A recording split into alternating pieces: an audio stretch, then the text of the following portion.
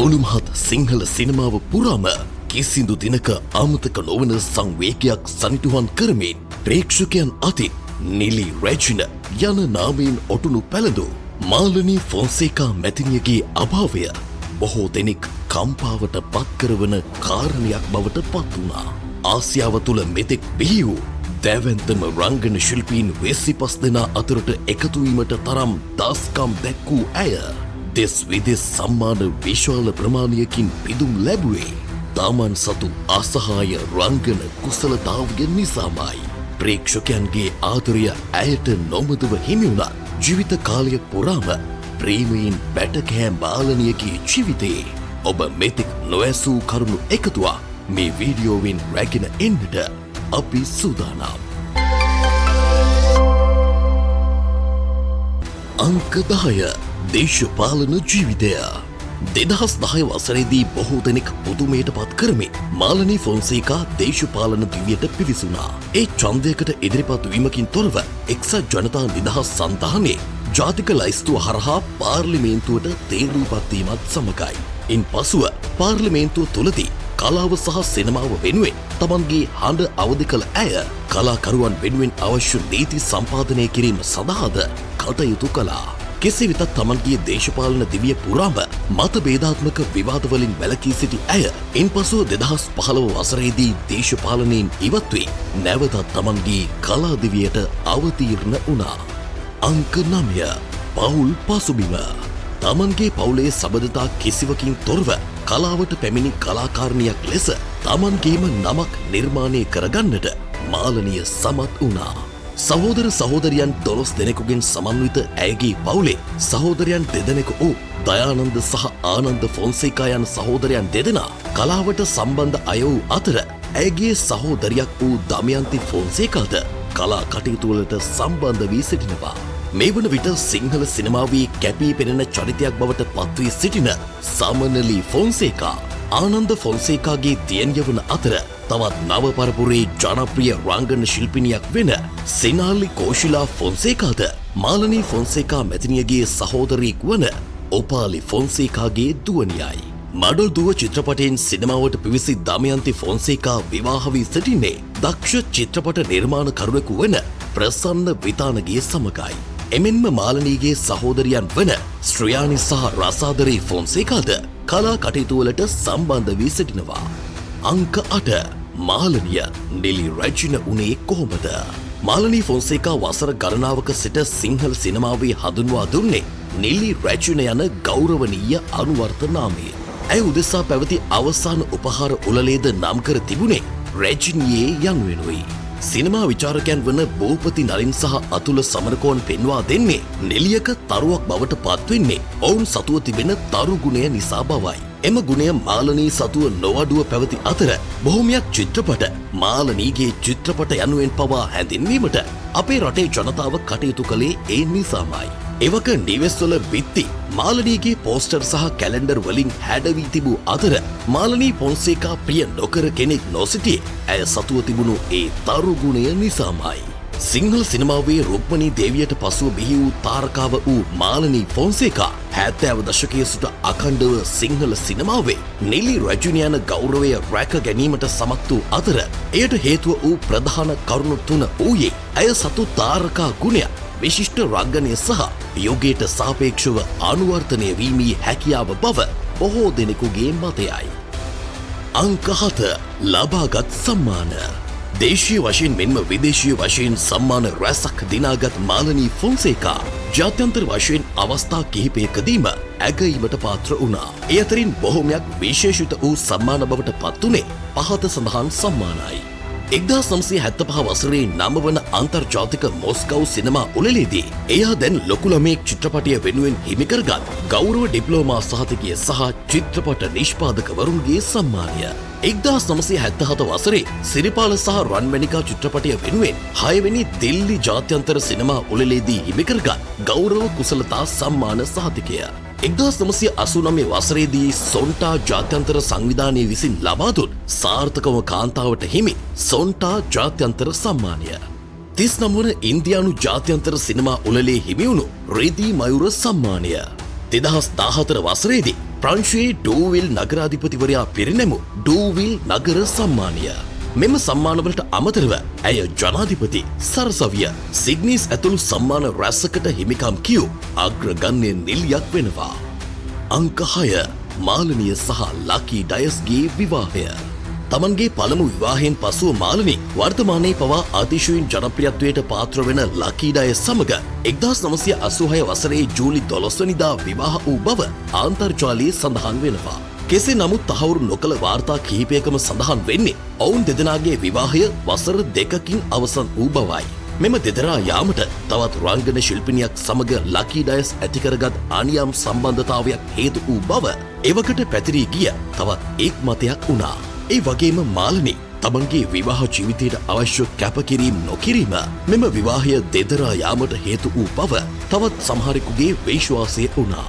කෙසේ වෙතත් ලකී ඩයස් හෝ මාලනී ෆොන්සේකා මේ පිළිබඳව ප්‍රසිද්ධ මාධ්‍යයේ ඔවුන්ගේ නම් සඳහන් කරමින් කිසිදු ප්‍රකාශයක් සිදු කර නොමැති නිසා ඔවුන්ගේ විවාහය සම්බන්ධයෙන් පැතිරී තිබෙන මතයන් වල නිර්වද්‍යතාවය පිළිබඳව සනාථ කිරීමට නොහැකි බව අප මේ වෙලාවේ සඳහන් කරනවා.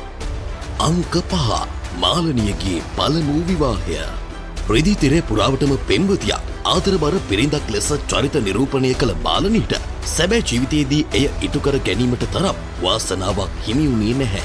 ඇය මුලින්ම විවාහ වුණේ කඩවත ප්‍රදේශයේ පදිංචි වී සිටි නළුවෙකු තරමටම කඩවසම් වූ වෛද්‍යවරයෙකු ලෙස සේවය කළ උපාලි සේනානායක සමගයි. උපතින් වලව් පැලැන්තියකින් පැවතගෙන පැමිණි උපාලි සේනානායකට අයිති රණවීර වලව්වේ ජීවත් වූ මාලනී ඒ කාලය තුල ඉතා චාම් රෙදිහැට්ට ඇඳි සුන්දර යුවතියක් වී සිටියා.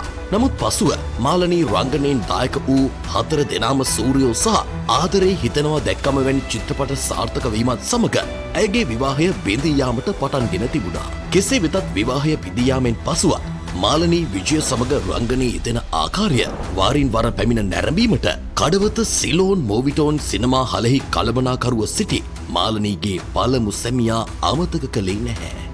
අංක 4 විජය මාලනී ආදර කතාව.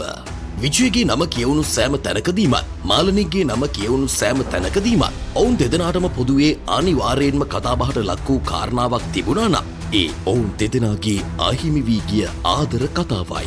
රිදී තිරය ඔවුන් දෙදෙනාගේ ආදරයෙන් හැඩවෙති ඔවුන් තුල ප්‍රේමයක් දළුලා වැඩෙමින් තිබූ බව ඒ කාලයේදී බොහෝ දෙනෙකුට රහසක් වුණේ නැහැ. මාලනී රංගපෑම ආරම්භ කළ කාලේ ඇයගේ පෙම්වතාගේ චරිතය බොහෝ වෙලාවලදී නිරූපණය කළේ ගාමිණී, ටෝනි හෝ ජෝ අබේවික්‍රම යන නළුවන් කිහිප දෙනායි. නමුත් විජයගේ සිනමා ආගමනයත් සමග විජය මාලනී යුගය ආරම්භ වූ අතර ඔවුන් දෙදෙනා එකල ආදරවන්තයන්ගේ ආදරේ සංකේතය බවට පත් වී තිබුණා. පසුකාලීනව මෙම ආදර සම්බන්ධතාව පිළිබඳව ප්‍රසිද්ධියේ කතා කළ මාලනී සඳහන් කළේ ඔවුන් දෙදෙනාගේ ආදරය දෙදරා යාමට හේතුව වූයේ ඔවුන් දෙදෙනාගේ හදිසි තීරණ සහ නොගැලපීම් බවයි. ඒ වගේම විජය දේශපාලනයට පිවිසීම පිළිබඳව මාලනී එම කාලය තුල තිබුණේ දැඩි අකමැත්තක්. මේ හේතු නිසාම ක්‍රමක්‍රමයෙන් ගැටුම් උග්‍ර වීමත් සමග ඔවුන් දෙදෙනා වෙන්වීමට තීරණය කර තිබුණා. විජය ඝාතනය වූ මොහොතේ එම පණිවිඩය ඇසීමත් සමගම මාලනී දැඩි කම්පනයකට ලක් වූ බව ලොව තිබුණු සියලුම ක්‍රියාවලීන් නතර වී ගියා වැනි හැඟීමක් Tamanට දැනුණු බව ඇය පසුකාලීනව සඳහන් කර තිබුණා. ඒ වගේම විජය මිය යාමෙන් වසර 30ක් ගත වූ දිනේ මාලනී සඳහන් කර තිබුණේ ඇය තවමත් විජයට හදවතින්ම ආදරය කරන බවයි. විජය මගේ ජීවිතයේ විශේෂ පුද්ගලයෙක්. මම තවමත් විජයට ආදරෙයි. ඇය ඒ පිළිබඳව ඇසූ ප්‍රශ්නයකදී පිළිතුරු දී තිබුණේ ඒ ආකාරයටයි. අංක 3 වෘත්තීමය ජීවිතය. තමන්ගේ පෞද්ගලික ජීවිතය විවිධාකාරයේ හැලහැප්පීම් නිසා අභියෝගයන්ට ලක් වූ එකක් වුණත් ඒ කිසිදු කාරණාවක් තමන්ගේ වෘත්තීය ජීවිතයට අදාළ කර නොගැනීමට තරම් මාලනිය දක්ෂ වුණා. 1963 වසරේදී නොරත රත නැමැති වේදිකා නාට්‍යයේ භූමිකාවක් නිරූපණය කරමින් රංගනයට පිවිසි මාලනී සිනමාවට පාතබන්නේ 1968 වසරේ තිස්ස ලියන සූරියගේ පුංචි බබා චිත්‍රපටය තුලිනුයි. 70 දශකයේ තුල ක්‍රමයෙන් නැගී ආ සිංහල සිනමාවේ ශක්තිමත් පියවරක් තැබූ ඇය ඉන් පසුව නිධානය, සිරිපාල සහ රන්මැණිකා, බඹරු ඇවි, කස්තුරි සුවඳ, තුෂාරා, ආවා සොයා ආදරේ වැනි ජනප්‍රිය චිත්‍රපට 140කට තමන්ගේ රංගන දායකත්වය ලබා දුන්නා. මේ අතරින් මාලනී ෆොන්සේකාගේ රංගන ප්‍රතිභාව මැනවින් පෙන්වූ චිත්‍රපටයක් වුණේ නිධානය චිත්‍රපටයයි. මෙම චිත්‍රපටය පුරාම ඇයට හිමි වී තිබුණේ දෙබස් කිහිපයක් පමණක් වුණා. එම සුළු කාලය තුළදී ප්‍රේක්ෂකයා තමන්ගේ වසඟයට ගැනීමට ඇයට හැකි වුණා. රංගනයෙන් නොනැවති අධ්‍යක්ෂණයටද පිවිසි ඇය 1984දී සසර චේතනා චිත්‍රපටය, 1987 වසරේදී අහිංසා චිත්‍රපටය සහ 1991 වසරේදී ස්ත්‍රී කියන චිත්‍රපට 3 අධ්‍යක්ෂණය කිරීමට කටයුතු කළා. එසේම ඇය ඒ.සී. තිලෝක චන්ද්‍රන් අධ්‍යක්ෂණය කළ පයිලට් ප්‍රේම්නාත් දමිළ චිත්‍රපටයේ දමිළ සිනමාතරුවක් වූ සිවාදි ගණේෂන් සමග ඔහුගේ බිරිඳගේ චරිතය නිරූපණය කළ අතර එය හැඳින්වූයේ ඉන්දු ලංකා පළමු ඒකාබද්ධ සිනමා නිර්මාණය ලෙසයි. ඉන්පසුව ටෙලිනාට්‍ය ශ්‍රේෂ්ඨයට පිවිසි ඇය මැනලද පුතේ කිරිදුන්නේ, පිටගම් කාර්යෝ, අඹදරුවෝ වැනි ටෙලිනාට්‍යවලට රංගනයෙන් දායකත්වය ලබා දුන් අතර සුවද නිරූපමාලා වැනි ටෙලිනාට්‍ය කිහිපයකට අධ්‍යක්ෂණයෙන්ද දායක වුණා. අංක 2 පෞද්ගලික ජීවිතය. වන්නි ආරච්චිලාගේ මාලනී සෙනෙහෙලතා ෆොන්සේකා 1947 වසරේ අප්‍රේල් මාස 30 වනදා ගිල්බර්ට් සහ සිල්වතී ෆොන්සේකා යුවලට දාව කැලණිය ප්‍රදේශයේදී උපත ලැබූ අතර ඇය පහස්වැනිය දක්වා නොගේගොඩ ශාන්ත ජෝන් විද්‍යාලයේ ඉගෙනුම ලබා ඉන්පසුව කැලණිය ගුරුකුල විද්‍යාලයට ඇතුළත්ව උසස් අධ්‍යාපනය ලබාගෙන තිබුණා. පසුකාලීනව ඇය සඳහන් කර තිබුණේ තමන්ගේ මව සහ පියා තමාගේ රංගන ජීවිතයට ලබා දුන් සහයෝගය නොවන්නට මාලනී ෆොන්සේකා නමින් නිලියක් බිහිවන්නට ඉඩ නොතිබුණු බවයි. සුරතල් සතුන්ට සහ ගෙවතු වගාවට දැඩි කැමැත්තක් දැක්වූ ඇය මාධ්‍ය සාකච්ඡාවලදී සඳහන් කර තිබුණේ මනසේ නිදහස් බව වෙනුවෙන් මෙම විනෝදාංශවල නිරතවීමට ඇය ප්‍රිය කරන බවයි. අංක 1 මාලනී මෑතකදී සහභාගී වූ නිර්මාණ. 2024 වසරේ මාලනී ෆොන්සේකා රංගනයෙන් දායක වුණු හිමාලි වීරක්කොඩි විසින් රචිත චාපා ජයරුක් විසින් ගායනා කළ එය වසන්තය නොවේ ගීතය ඇය සහභාගී වූ අවසාන නිර්මාණය බවට පත් වුණා.